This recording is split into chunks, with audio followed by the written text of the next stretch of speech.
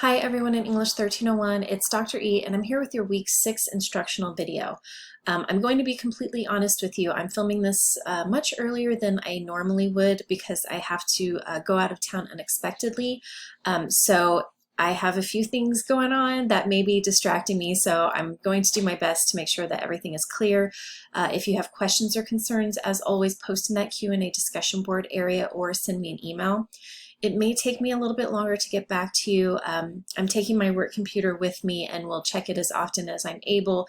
I just can't guarantee the internet service, but I'll do my best. And this week is nothing out of the ordinary that should be overwhelming or confusing. At least that's my hope. So I'm just going to jump right into it. Make sure you're taking some time to look at, any of the announcements that you may have missed. And if we go to the content area and go to the week 6 module, we do have a chapter in our course text to read. It's entitled Memoir or Personal Narrative, Learning Lessons from the Personal. And what we're going to do is take the ideas about memoir and personal narrative and really think about it as we're listening to an episode of The Sporkful, which is a podcast that's about food, essentially. So something a little bit different. We have watched some TED Talks, and so this is taking a different kind of media and thinking about our writing. So on Monday, watch weekly and supplemental instruction videos. You're only going to have this weekly video. I'm going to try to put everything into one. There is a prompt posted. You will be in coalitions for discussion this week. After last week, we took a break. We did our written response. We're moving back into our discussion. And then you'll have your participation quiz. And I put a note here that's not going to be available until Monday afternoon. So just bear with me. I was going to try to shove everything in and get it done before I have to leave, but I didn't want it to be fast and furious and not make any sense. So just be patient with me. So your initial post for the coalition discussion is due on Thursday, and then you'll want to respond to a majority of your coalition by Sunday. So Thursdays and Sundays, those are the due dates, right? Those have been for the whole semester. And I put here that, because we're thinking about some of the adjustments to the coalitions based on your feedback in the survey and just hearing from you, there's only so much you can do if you have somebody in your group who is not participating or somebody who regularly submits their work late. I don't necessarily have the expectation that you will log in every day after Thursday to check and see if that one person has submitted. So if, my expectation is that maybe on Thursday or Friday you log in, did somebody submit before the due time, then respond to them. But if somebody is submitting their work far beyond the due time of Thursday at 11:59 p.m., it is not your responsibility to continuously check, right, and go in and respond to that person's work. I don't necessarily think that's fair. So just a note about that. You do have that participation quiz on Sunday, right? So you're watching what will appear here. I just put the discussion post rubric here to offer, a review because it's helpful to just get back into that mindset of the discussion post. Make sure moving forward you're getting the best possible grade because, again, the expectations get higher as we go further into the semester. My expectation is that you're using Microsoft Word, the spell and grammar check. You have downloaded Grammarly, so I should not see some of those kinds of basic errors and everyday errors, right? So keep that in mind, right? You want to get the best possible grade that, you've earned it. All right, so there is the week 6 discussion, which I'll go over right here. So again, we're thinking about connecting this podcast to the idea of personal narratives and memoirs from our chapter. So for our discussion, I want you to analyze the podcast considering the chapter. So does the episode that you listen to have elements of personal narrative or memoir? So I put explain your analysis of this, and I really want to emphasize there is no right or wrong as long as you are supporting your ideas. I'm not looking for anything specific.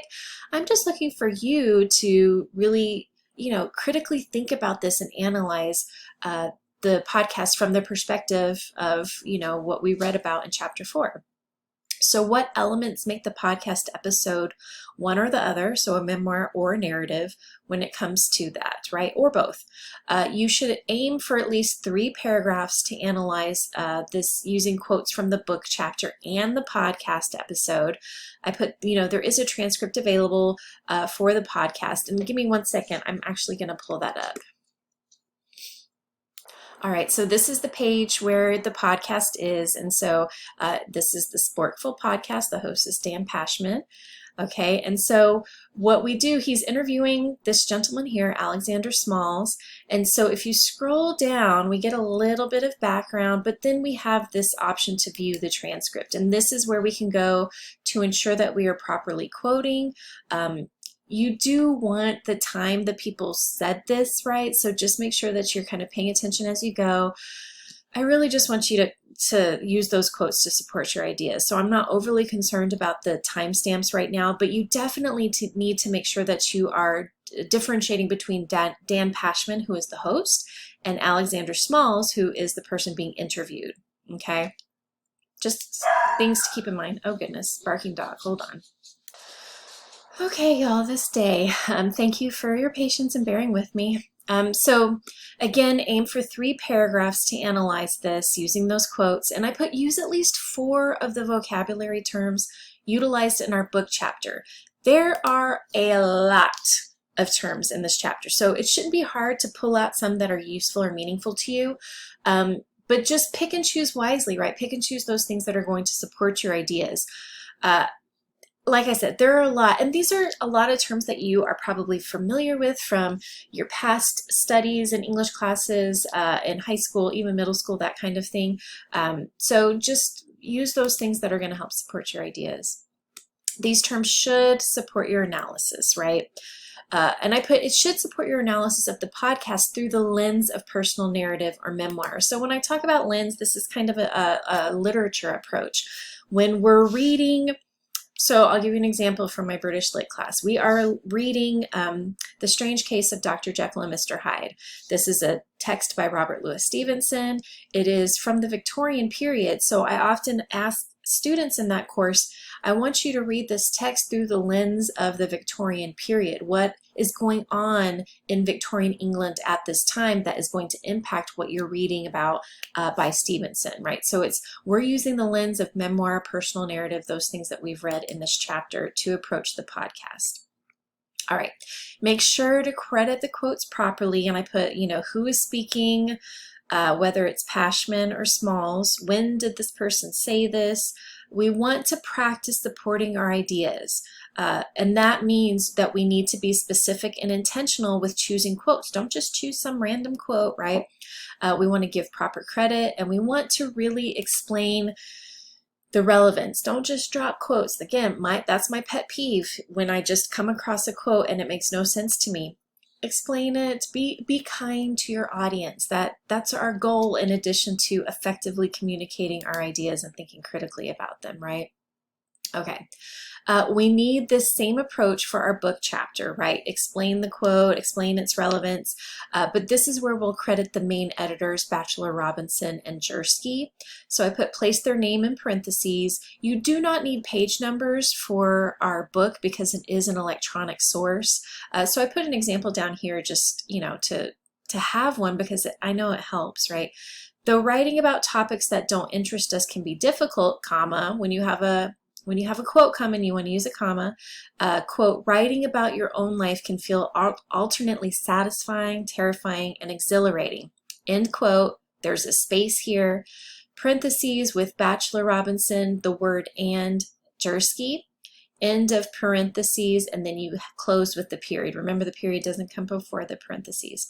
And so to end, I want you to create a thoughtful, thought-provoking question for your coalition members to answer. So we really want something that's going to push folks to think about what they've read this week, or an idea that really kind of struck a chord with you. So you want to create something that's not kind of a yes or no answer. Push, your group members to really think. And as group members responding to those questions, you need to push your ideas. I don't want just some phrase as a response, or some, basic sentence, or I don't want you to talk about, oh, good question. and that's it. Right? We're not offering value judgments to one another. We are having a conversation. It's just happening digitally on the screen. So answer that person's question as thoroughly as you're able to. Show what you know, right? Getting all worked up, I know. You should answer the questions of all your coalition members, right, if they've posted on time, and answer those fully. All right, so if we go back to week 6, one thing I really want us to consider also, because we are pretty deep into the semester, you have a lot of work behind you should be really proud of. You should celebrate the amount of work that you've done. Yes, we have quite a bit left, but keep that in mind. Keep the, the past in mind. And I want you to remember that each week is an opportunity for us to push ourselves a little bit more with our writing, push our comfort zones a little bit, ask questions if you need to, post in that Q&A discussion board area. A lot of you have been doing that, and I really appreciate it because it's helpful to other people, right? Beyonce didn't wake up Beyonce, right? It took time for her to become the amazing, superstar that she is. So, channel your inner Beyonce, or your inner whoever you have tons of respect for, your inner, anybody that you feel is worthwhile. So keep that in mind. Don't punish yourself for having mistakes here or there in the past. It's about the future. All right. Good luck, everybody. Have a great week. I'm going to be checking my email as often as I can and that Q&A discussion board as often as I can, but it's going to be a great week. I know you can do it. Good luck.